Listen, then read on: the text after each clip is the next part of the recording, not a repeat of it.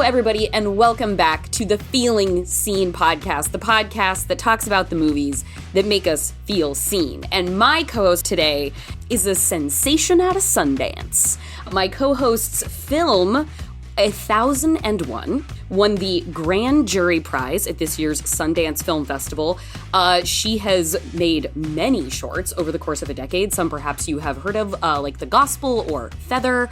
A.V. Rockwell, you have been an artist. You have been making films in some duration or another for such a long time. What do the folks need to know about you before we get started here with the conversation today? I need them to know that I made a movie that, yes, as you said, is coming out, and it'll be in theaters March 31st. Mm-hmm. So I would love for them to go check it out. I made another one, yes. I made another one. Thank goodness. Thank goodness. The personal question that I wanted to ask you from the top is just like, when you got Teyana Taylor, what was that like? Because I mean, she's such a presence. She's such a screen object, an object of art, and an actor, a talent. Like, what was it like bringing that piece on to this story you'd been developing for years with your producers, and like, all right, and here's going to be really our linchpin. You know, it was really exciting. I think in some ways she was an obvious choice, but at the same time, the last, person I would have thought of, because sure. She's an obvious choice in the sense of she does come from Harlem. She's a New York City girl. But at the same time, I didn't really know her for her acting. I've seen very little of her as an actress on screen. And so I felt like it's very cheesy to therefore like, oh, yeah, we should just go for the obvious. Like, I didn't want to. Yeah. See New York presented or come from such a superficial place of like, oh, because you have an accent and, like those type of things that's right. Why somebody should be considered for a role. So I was like, until I see what she can do, I'm just looking at people that are sending me tapes and just, open to the audition process. So her name came around, but I took it very lightly. And it wasn't really until she did show up amongst those tapes and stood out very prominently in a way that was just so exciting and so refreshing. And Teyana was so raw, but I could tell that with a little bit of information that she had, which was just those scenes she read, that she really understood this character. She understood this woman, and she stood what these moments meant for this woman. It all really shined through from the beginning, and she had that fascinating quality to her that I was looking for. And so, yeah, it was, I think once we actually committed to the journey together to make this movie, I was just so excited and thrilled that I had found my person, found my Inez, Well, and the movie and the character that you have brought for us to discuss today, this is an episode of New York cinema, ladies and gentlemen.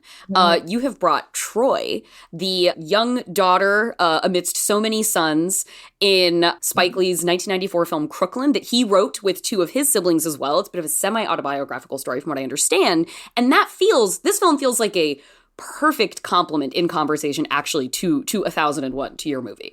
Yeah, I think I always loved that movie, and I always recall it when people ask me like what some of my favorite movies are, because at the time that I first discovered this movie as a kid, it was one of Spike's lesser known gems. It wasn't the flagship Spike Lee movies that you thought of.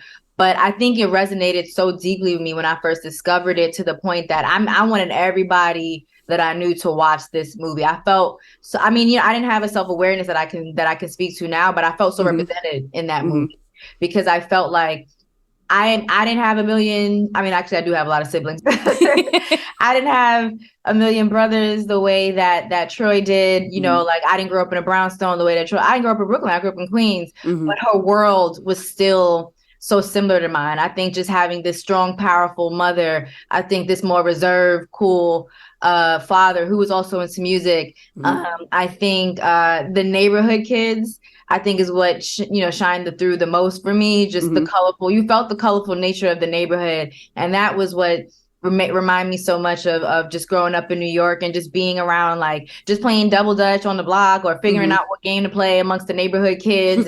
These moms don't look funny like yours. Well, at least mine isn't standing on my head sticking straight out, moving on like tops. I don't know who Topsy is, but once I know they look stupid and I can't stand you. I can't stand you either. Why don't you sit down with your old black self? I'm black and I'm proud. She got good hair. She got Peter Rican hair. I bet, hummus. Don't touch me ugly. Don't you be calling my sister ugly. I'll slap you in the next week. You're not gonna slap nobody next week, all right, stupid? Minnie, why don't you get off my stoop? You think you're so pretty. I can't stand you either, Minnie. You think you're so cute. So later for you. You think you so cute. Come on, y'all. Who wants to jump rope? I don't. Wait. I don't want to play. I do. Wait. We playing all Brennan Captain. Y'all turn it. Why you always got to tell us what to do? I know, because I'm older. Now don't give me no lip. Let's go.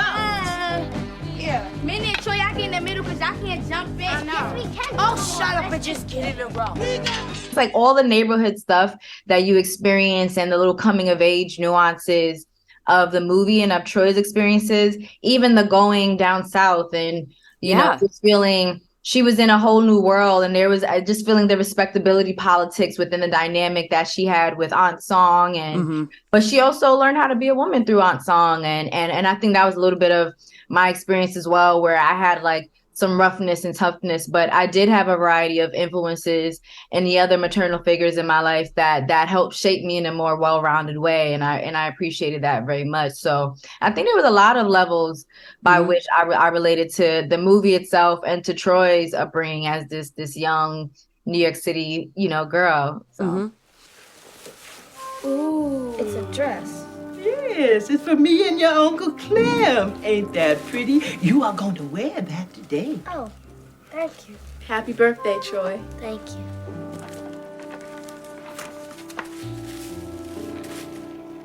It's a training bra. You're not going to need that for quite a while.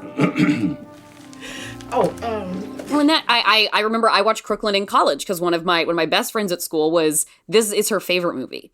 And, you know, it's a Spike Lee film, but like you said, it's not one that gets talked about in the sort of headline of his career. And it's interesting watching it and feeling like, because he's such a distinctive style and he's such a distinctive voice, Spike Lee. And you watch Crooklyn and as, amidst the New York films where you sort of think of those like double, like you think of like the dolly flourishes and you think of like the angle, like the sort of abrasive angles on characters and those sort of fourth wall breaks. And this movie feels like the style cedes to the ensemble a bit more than it feels like was kind of typical of his 90s films.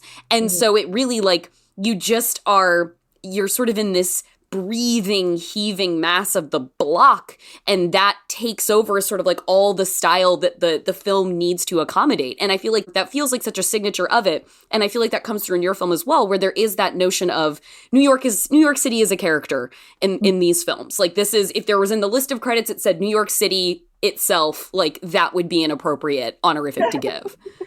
No, I think that's exactly right. I think New York was a character, and I think it exemplified the fact in many ways that New York City is it's about the people, you know, like the people of New York City is so much of what makes New York, New York. And you felt that very viscerally in that movie. So. I was reading an interview that you did with IndieWire where you talked about your film being a heartbreak letter to New York City. And I felt that as I was watching it, and not being a New Yorker, and I'm not a native San Franciscan, but I lived in San Francisco for 7 years, and the city really settled into my heart. And I was watching your movie, thinking of it almost as like a companion, like a bi-coastal companion feature to Last Black Man in San Francisco, of just like, you can only make something infused with so much heartbreak because it comes from an impetus of so much love. And I thought of that line in Last Black Man in San Francisco of, you don't get to hate it unless you love it. Yeah. And there felt like such a bleeding love coming through from you with so much sort of pain in this film you've made. Yeah, I think that's very true. I think I still have a very deep core love for New York City. But I think because I have this deeply embedded relationship, if there's some pain there, I think I do have the right to acknowledge it, and I have the right to criticize it. And yeah, I feel like I'm still very protective of the city. So, you know, at the same time that I can see, you know, the city has some explaining to do to its people. I still, you know, I'm going to talk what I talk about, you know, about New York, and I'm not going to let anybody else talk about New York. You don't get to talk about my mom like that. Only I get to talk about my mom like that. Exactly. So I think I still have a lot of love for New York City, undeniably, and I will always be there. But there's also a lot of pain that needs to be reconciled, which I did some of that, obviously, or a lot of that in the making of this movie, and I think it's still something that I'm working through. I need you to support me in this, Carolyn. Look here. Who gets up at the crack of dawn, Monday through Friday, cooking breakfast, go to school, teach school, come home, cook dinner, grade papers, make lesson plans, try to keep our rowdy kids from killing each other and destroying our house just so you can be a pure musician, playing pure music. If that ain't support, I don't know what is. Thank you. Well, and in connecting to the character of Troy and Crooklyn and having that be, this is a two-parent home, but functionally in many ways in Crooklyn, Alfre Woodard, she's sort of operating tactically as a single mother in terms of like the obligations, the responsibilities, and she says to Delroy Lindo at one point, like, you know, yeah, because you get to be the saint. Like, she has to be the enforcer of everything, and you get to be the saint. And then obviously in 1001, this is the story of a woman who, at great peril to herself and under sort of unusual circumstances, commits to mothering this boy, to Terry, and raising him into adulthood and giving him a life that she wasn't able to have herself. And I wanted to hear from you about the sort of connective tissue of like Black matriarchy within your film and within Crooklyn, and why that's something that resonates with you so much. It's interesting because I hadn't even drawn that parallel between Delroy Lindo's character and then, you know, obviously Will Catlett's character in my movie, his name is Lucky. But I think that that's correct, that there are these dynamics, you know, and I was hoping that, I think what you see in the connection between those characters, that there is a universal element to what these dynamics are within the homes, where you have moms like Troy's mom and like Terry's mom, Inez, who really want to feel more supported by their partners, and they because they're not getting that support, they're not able to be as loving in a nurturing way. You know, it's all very action based. Like, I love you by making sure you have a roof over your head. I love you by paying these bills, by making sure you have food to eat tonight. You know, but the male figure gets to be the more like outwardly nurturing one, because of course he has the capacity to. He's not as stressed. He's not as much in survival mode.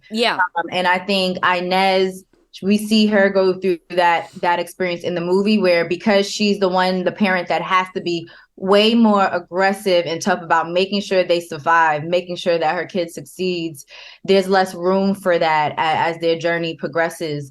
And it was the same thing for Carolyn in Crooklyn. You know, I think because she had to be such a strong matriarch, and because her husband couldn't balance well enough with her, the weight of parenthood, it was very distressing, but it also created this imbalance in how their kids related to them too. And I think that's a consistent thread, is that the dad figure who's not as present, or is the in and out present, of course he's going to be a little bit more likable and a little bit more idealized.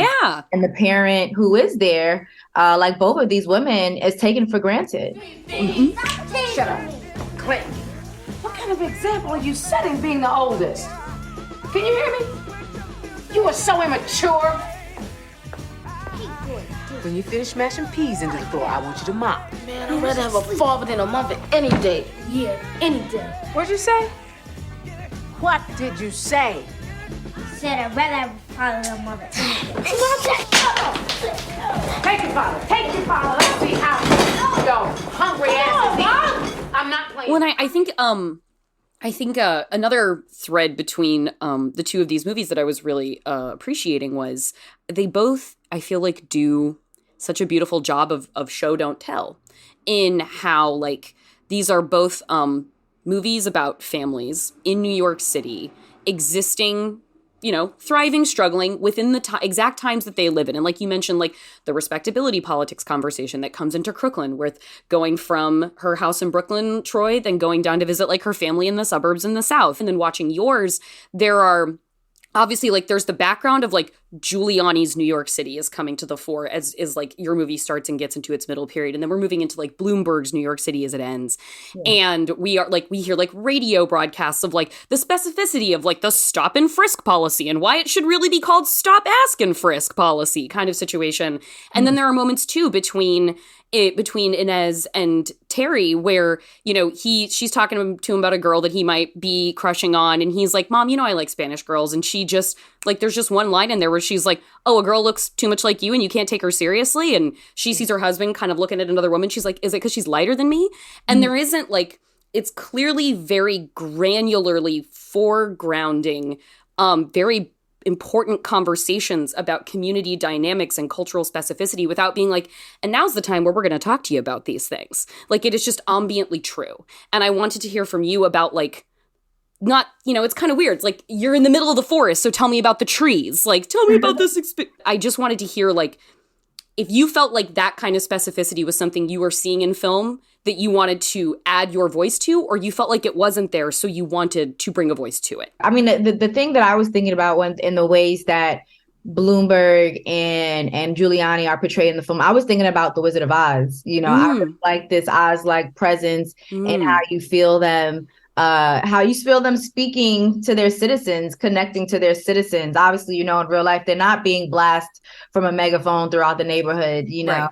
But I just really love that as a character, you know, as a character and a way to bring them in. I love that Oz-like presence. So that was that was my inspo there. And then I think the other thing that you nodded to, which was how colorism is acknowledged in movies. I haven't seen it. At least I haven't seen it addressed in a way that is experienced in the film. But I wanted to address it because I think so much of this story is about womanhood, but it's also a story that is specific to Black womanhood. And there's so many isms that all women have to deal with, but colorism is definitely something that is specific to our community. And I felt like that needed to be addressed because in order to fully understand Inez's journey, you needed to fully see what she has to undergo. And you have to fully see that no matter how much she devotes herself to her family and to the love of her life, she is still made to feel like she is not enough. You know, the women that you see in the film, period. I mean, we see Terry's love interest, Simone, and the way she has to combat this too, and how she reacts to that is like, it is this idea that you fundamentally are not enough based off of all of these features that, as you talked about with the scene between Inez and Terry, it's like, you look this way too.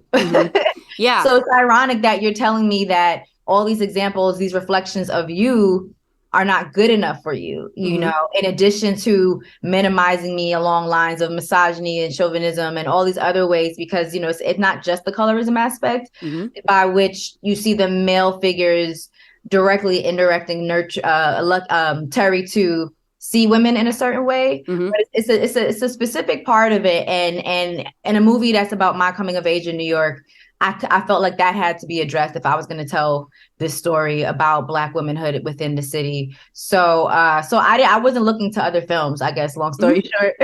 No, great. I was looking to other films. I was looking to experience for that particular theme. Yeah. Hey! What are you doing? Huh? I'm talking to you. What are you doing? Huh? You think you come into my store and steal? Huh? Do I go into your house and take things? No. No. Then sing. Then sing. I don't have any money. What? No money. Mira que no tiene chavo. Pues mándala a la cárcel. Send her to jail. No money, huh? Okay. Then get out of here and don't come back until you got some money, okay? What took you so long? You let him catch you? What was I supposed to do? Look, you should have told him I don't have to steal nothing from you. I just forgot my money, see? Oh.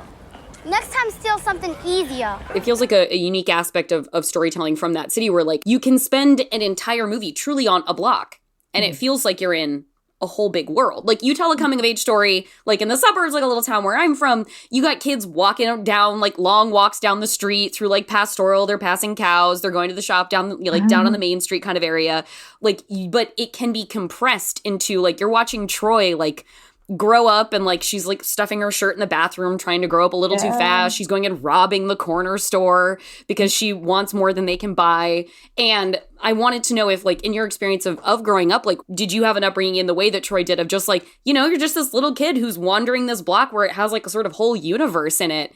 And there's an access to the world in that way that is still a microcosm that is, it's fascinating to me as someone who didn't grow up in a big major city like that. Not isolated on one block per se.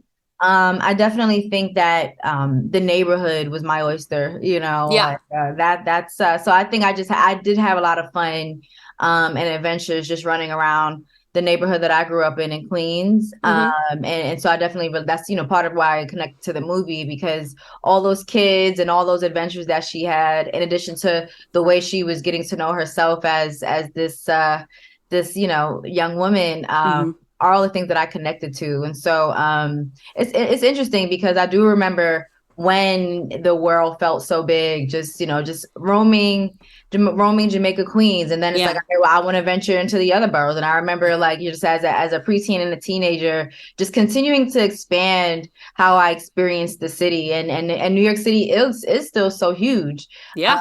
And so it can take a lifetime feeling like you've really seen and experienced all that it has to offer you. But that was so much, you know, such a rich and vital experience for me. And but in some ways, I think as I've evolved, obviously as a person, it still feels so small. Like, I think now when I go back to Queens, that world feels so small to me now, and it's very humbling and it's very grounding to go back there, and necessary. But it just has a different. I have a completely different view of it now, you know, and you just have to keep expanding, keep going out and seeing the world. I think that's just really important. We are going to take a quick break, but we will be right back with A.V. Rockwell. Then I will have one quick thing before I go about it's Yellow Jacket season, everybody, so stick around at the end.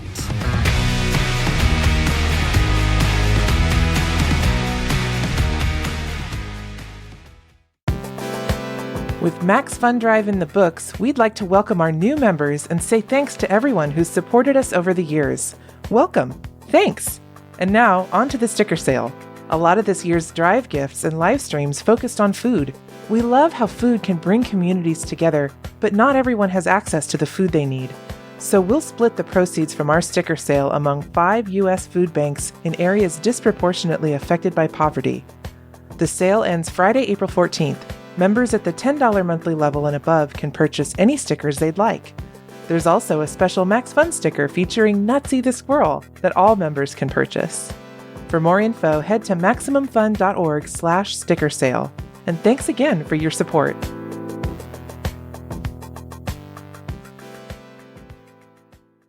A man was walking along a beach which represented his life. At his feet were 2 sets of footprints, his and God's. But looking back down the beach, the man could see that in the hardest parts of his life, there was only 1 set of footprints. So the man said to God, "Why is there only 1 set of footprints when times were hard? Where were you?" And God replied, "My precious child, I was in my car listening to the Beef and Dairy Network podcast." The Beef and Dairy Network podcast is a multi-award-winning comedy podcast, and you can find it at MaximumFun.org or wherever you get your podcasts.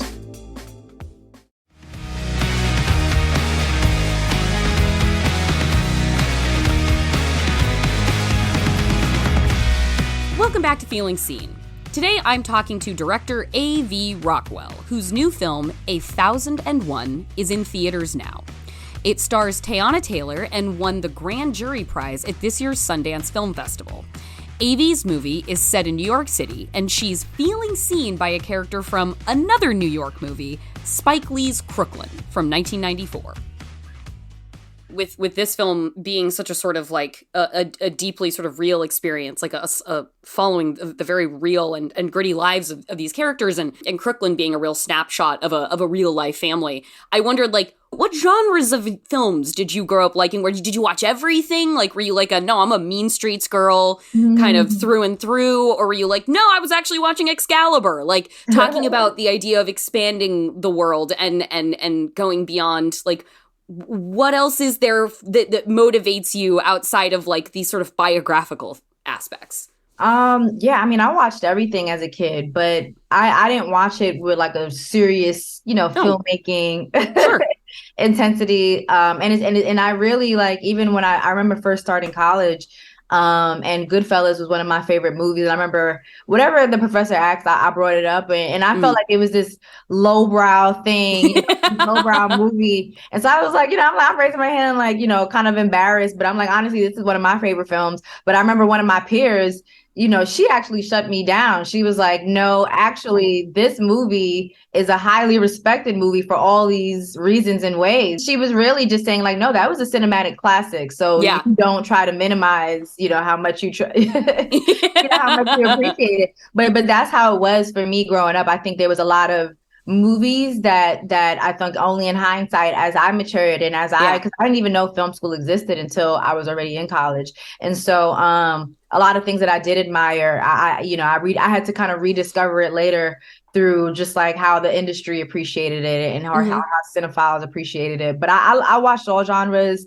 I loved dramas, but I did also love fantasy films. The only thing I don't mess with is, and I love historical pieces, like I love historical epics.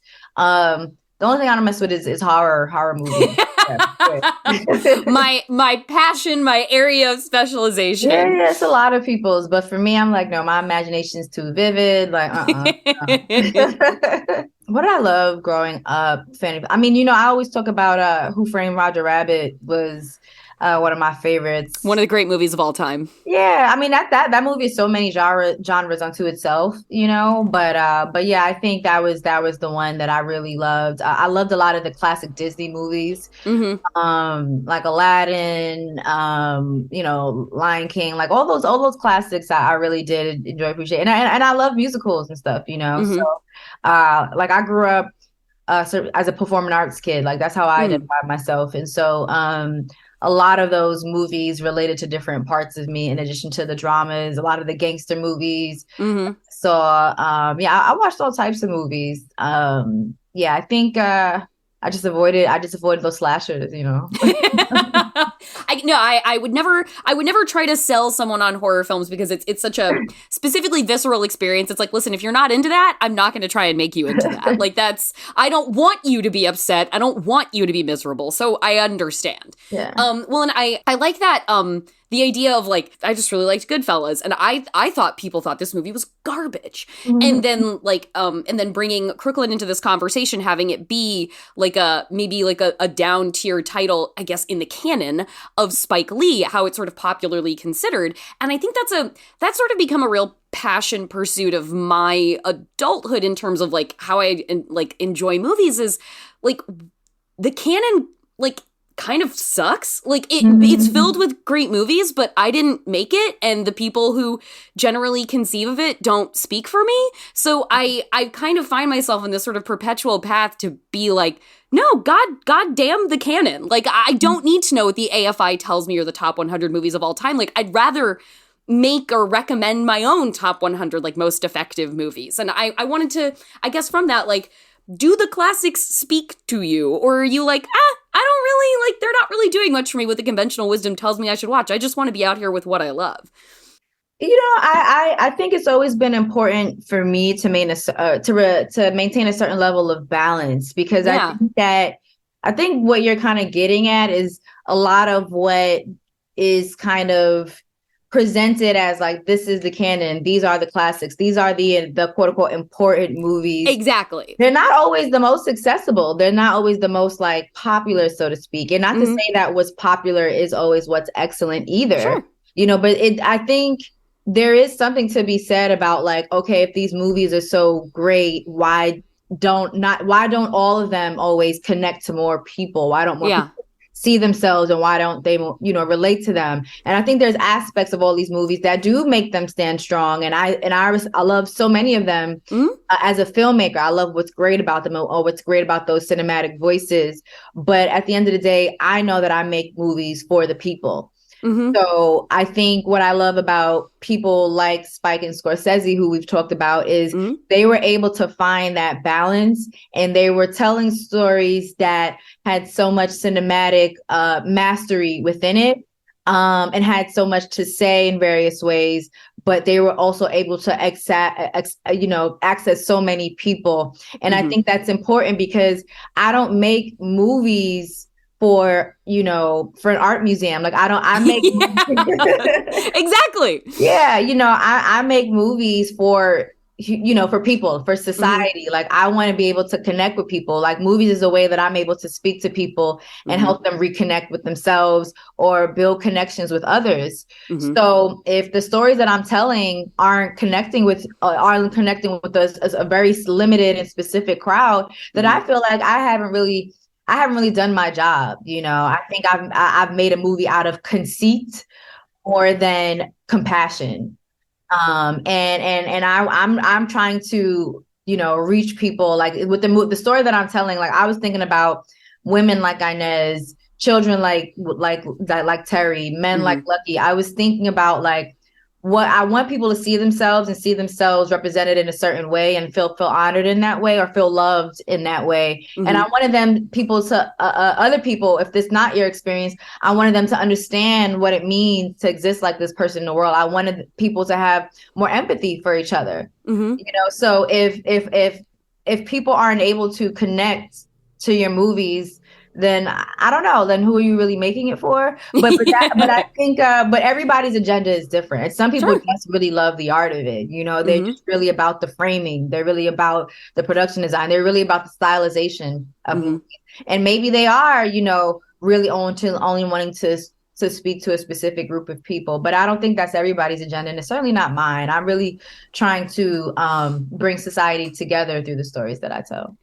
Well, okay, so from there, then I would like to ask you about, like, there's a lot of rhetoric around, like, change and progress, but, like, I always want to know from people who are actually making the work if action is reflecting the progress of dialogue kind of situation where, like, there are still, like, I feel like we are coming to a threshold where movies starring a bunch of gay people, starring a bunch of queer folks, can just be movies instead of queer movies. Like Fire Island, it's for the gays, obviously, but it's also for everyone. And like Bros was out here being like, hey guys, this is for everyone, but we, the gays, made this. And as a creator, and the way you feel supported and your work has been received over so long, do you feel like Black cinema is coming to a point where it can just be considered cinema, as opposed to like, look at this great work of Black artistry, which yes, it is, but also look at this great work of artistry, to where like you are on a list of directors, not Black directors or female directors. Like, does it feel like that traction is happening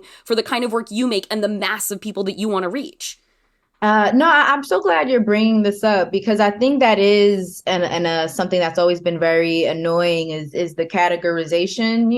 It's like you can't just be considered like a filmmaker. It's like, oh, like look at this Black filmmaker, this Black female filmmaker, or look at this like this gay filmmaker. It's like we're constantly subcategorized instead of just saying like I'm not asking to be anyone's niche. I'm just asking for space to exist. You know?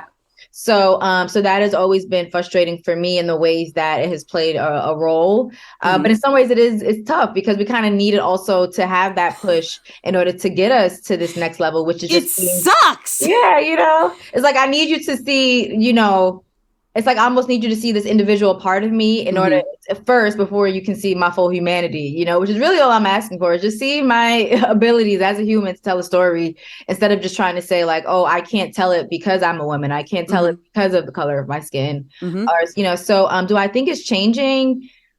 I think so. And the answer can be no. I don't need you to sugarcoat it for me. Like, I wouldn't. I think it's changing. I think it's slow, but I do think progress is happening, and that I appreciate. I think that statistics are more important to me than the visibility. Like the visibility is super important, because I think anybody who is watching movies now, they are watching it and seeing representation in ways that I didn't when I was growing up, For real, yeah. Even within the last year alone, just the amount of women filmmakers, Black women filmmakers that were like, you know, making like huge mainstream projects that did great at the box office and just was, you know, did great with critics and, you know, just so well embraced in a mainstream way. We weren't just like some small niche. You know, that's a very big deal. But I still think that when you look at statistics of how many of us are actually like working directors, and working is a very important word because you can have, you know, 100,000 of us, but if for 90% of that 100,000, it's only a hobby, what does it matter to say like, oh yeah, look, there's plenty of y'all, you know?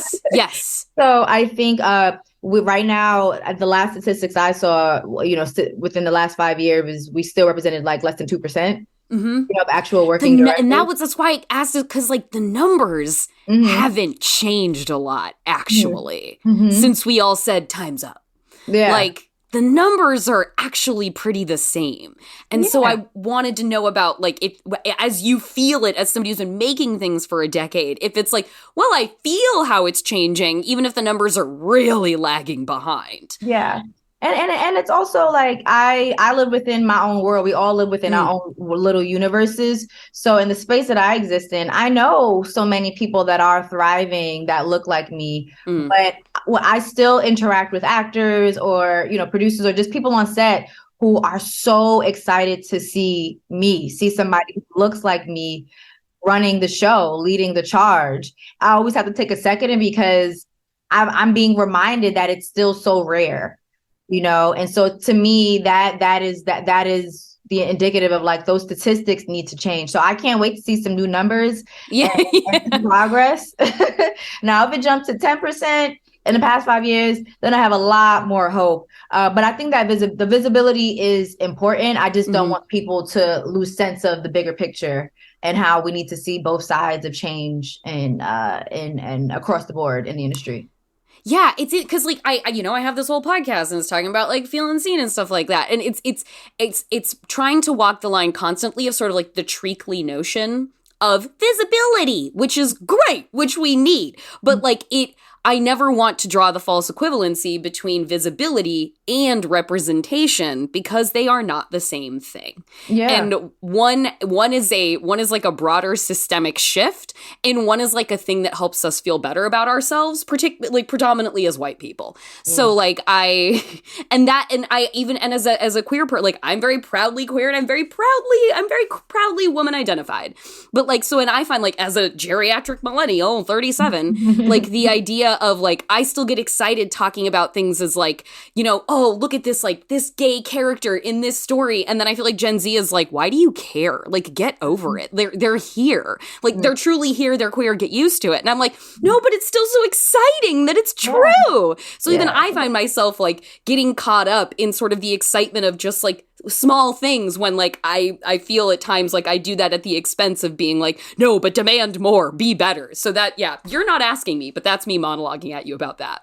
But no, it is important. And those small things are big things, you know, and it is more normalized, you know, for the next generation. But that's the point, is that the more like we condition the world to just see, you know, a better representation of what the world really looks like on screen, you know, seeing what's on screen reflecting the world a lot better, the more the next generation who are eventually going to be sitting in my chair and in these executives' chairs, they're going to be the ones that are going to be making change and making sure that these things become more normalized than they are now by the old guard, you know.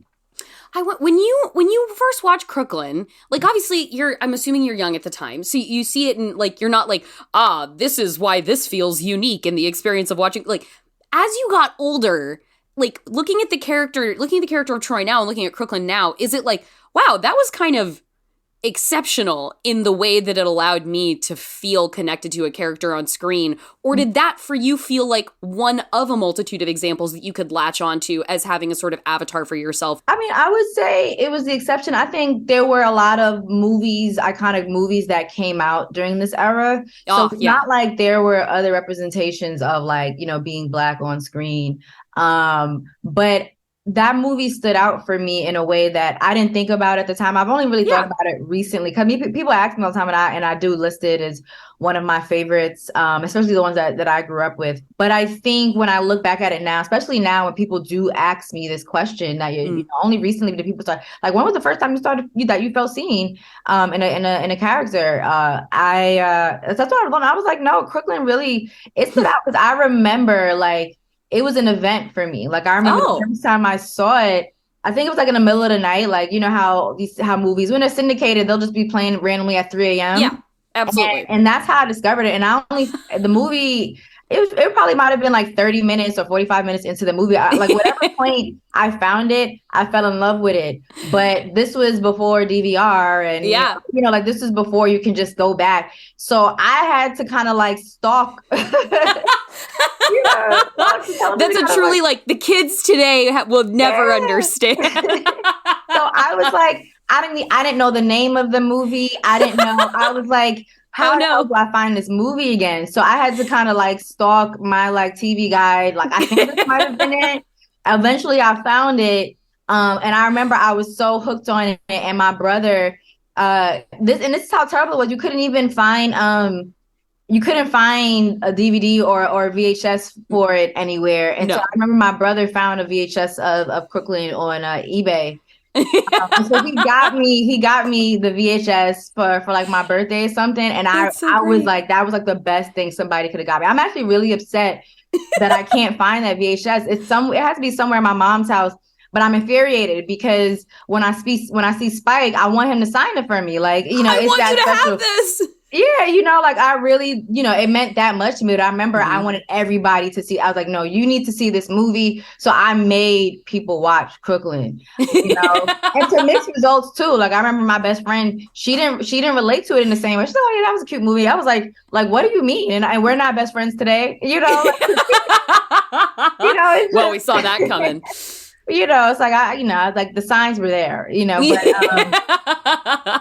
that was an event for me. So it's only now that I can look back at life and look back what that moment was. And it was because of how seen I felt, which I took it for granted as a kid. I really, really took that for granted at the time and for so much of my life. But now I look back and I'm like, that's why. The reason why it stood out to me is because how much I felt represented. And that is the power of representation, period. Ladybug, you turned out pretty good considering you were raised in a house full of ashy, rusty butt boys. Can Joseph come out and play? Yeah, Troy, can you come out? All right, don't go too far. His dinner's almost ready. When did you realize that you were like, well, I can do this too? Like when in your movie watching life, were you like, no, I'm gonna make these. This doesn't just have to be something that I watch Spike Lee do. Like I'm gonna do this myself. You know, I think there was always an influence that I feel like I took from the filmmakers that I admire growing up. Because even though there's a lot of movies that I love growing up, I think why I always reference Spike and Scorsese is because before I knew anything about filmmaking in a sophisticated way, I always appreciated their voice. Yeah. Like, I felt the voice of these two filmmakers in their work. And my the first opportunity that I had to direct anything was in high school. And I directed like a series of plays that we had. But I remember thinking of them and thinking about how they made me feel, you know, through their work. And I'm like, oh, finally I have space to play now, you know? But I remember feeling like I like this thing directing and I know a stage is too small for me. I'm like, I really want to play in a bigger canvas, but I didn't know anything about movie making. So I really put it in the back of my head, like, oh, maybe one day I'll somehow gain access to do something that cool. But I didn't think I would ever get access to the mystical world of movie making. So I put it in the back of my head. And it wasn't until I got into college and I was studying abroad in Paris and we had a European cinema class. And I remember watching those movies, those classics. And I think that expanded my view of what filmmaking could be. Right. So I think after this point, I was like, oh, wow, like this is really an art form. You know, this isn't just entertainment. And then I think around that time, I was really trying to get a sense of how do I take these experiences that I had a kid, whether I was acting, or singing, or dancing, or directing by the time, and writing too in high school. How do I synergize that? And so filmmaking it was like, I was like, oh, I can do all of that through filmmaking. And I can do it in a way more expansive way than I thought. Just in the way that I had experienced American movies up until that time. And so I discovered New York University had a film school, and I was like, oh, there's a film program. And I don't know what it means to be an artist for a living. Like, you know, I didn't grow up in an artistic household. And so I don't really know how a film degree translates into a job post-college. And I think a lot of people with film degrees don't know that either. Yeah. And so I was really scared, but I also felt like I need to spend the rest of my life feeling the exact way that I felt as a kid, doing all those things with just me having playtime. Oh, you know? So I think that's what made me take this path. And then what made me stay on this path is not only what I did for myself, but just in terms of me wanting to enjoy playtime as an adult. Yeah. But I saw the purpose in it of what I could also do for other people. I saw how the things that I created was resonating with other people at a very core level. And I was like, oh, this is how you can make a big difference in society in general, in the world in general, which goes back to what you asked me earlier, which is, why do I feel like, you know, music, that there needs to be a balance in how you tell a story as a filmmaker. You can't just be telling it in a way that plays towards cinephiles and important cinema and important. Exactly. It's like, obviously you do want to be embraced for, you know, mastering your craft, but mastering your craft should be a byproduct of telling a story that really resonates with people in universal ways and meaningful ways that makes their life somehow more richer than it was before they stepped into that theater or turned on their TV, you know? And so I think keeping that balance of, not only do I want to tell stories, but this is what I have to say is what has kept me here and excited to keep going. Well, I mean, from stalking Crooklyn on AM cable to directing school plays to winning the grand jury prize at Sundance, A.V. Rockwell, I'm glad you're here. And I really appreciate you taking the time to talk with me today. Corey, I'm sorry. but no, thank you so much for having me. It's been such a pleasure to be here with you today, and I feel so seen. So yes. Thank you very much, A.V.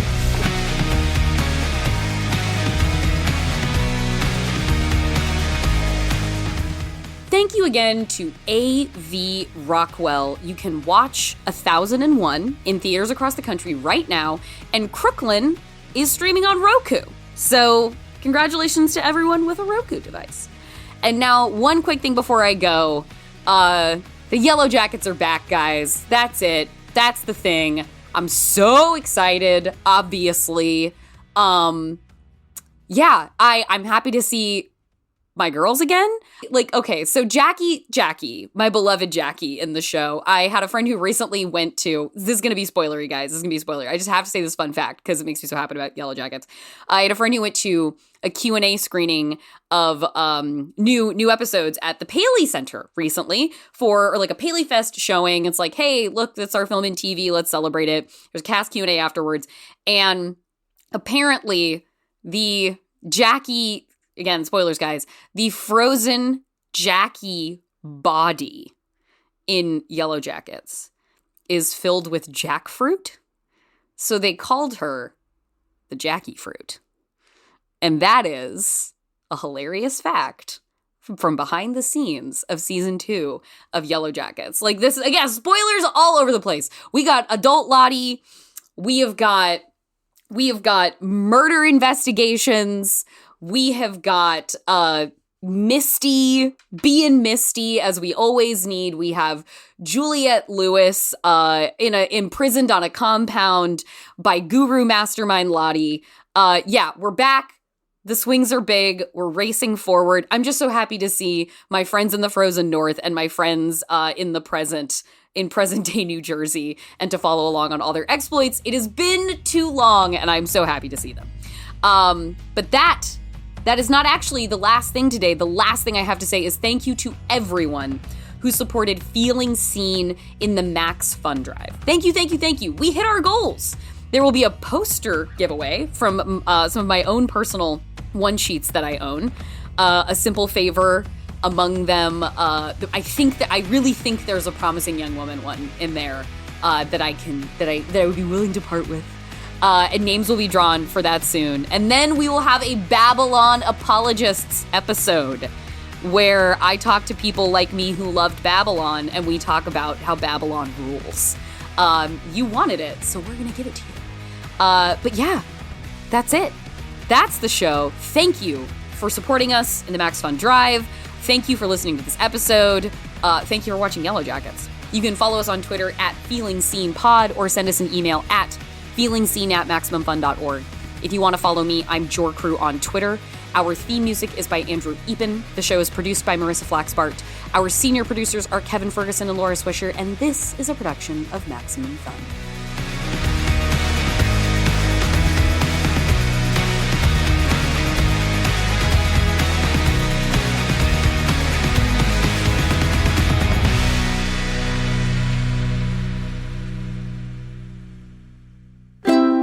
MaximumFun.org. Comedy and culture. Artist owned. Audience supported.